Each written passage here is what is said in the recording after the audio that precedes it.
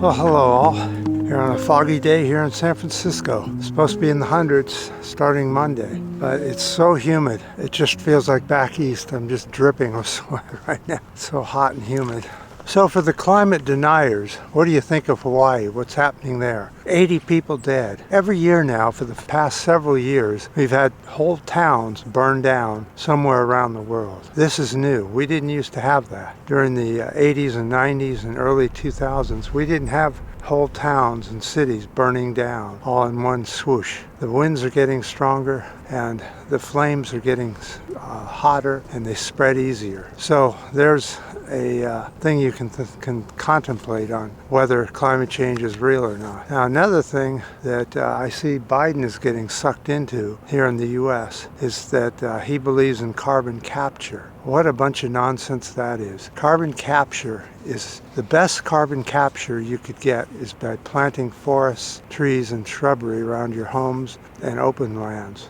That's good carbon capture. But it needs a lot more than one or two trees. It needs millions of trees over thousands and thousands of acres to even count as carbon capture of any kind. I saw a little thing, a little blip, a little video, and they showed a little vial about this big with a tiny piece of black char in the bottom. They said, see, we carbon captured. I said, well, that's just fine, except you'd need a building the size of probably half the United States to even count as any kind of carbon capture. It's all bullshit. It's greenwashing. Don't fall for it. There is no such thing as carbon capture by humans. It's not going to happen now, and it's not going to happen in the future. It's just the technology. It takes so much equipment. You would have to have a whole state or thousands of acres, square miles of machinery to carbon capture anything. And it's a lot easier just planting trees and shrubbery and have it do it naturally.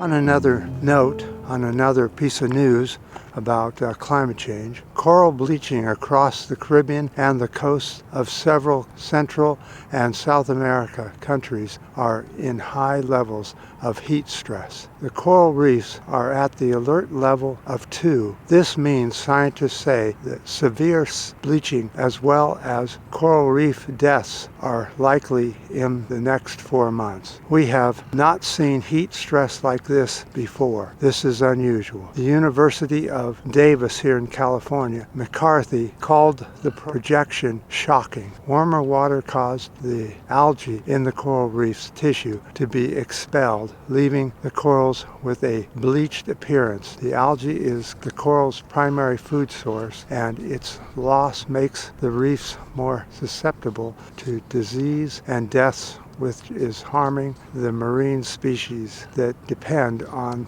the reef. The coral reefs provide a habitat for more than a quarter of all marine species.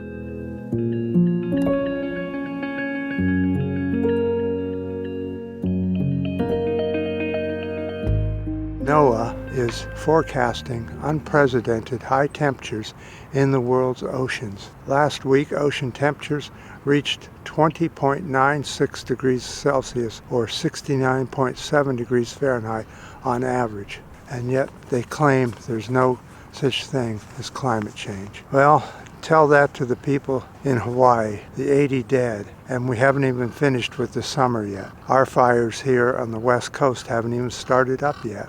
Usually there's at least one town or group of houses that burn down during the summertime here on the West Coast. We'll see what happens.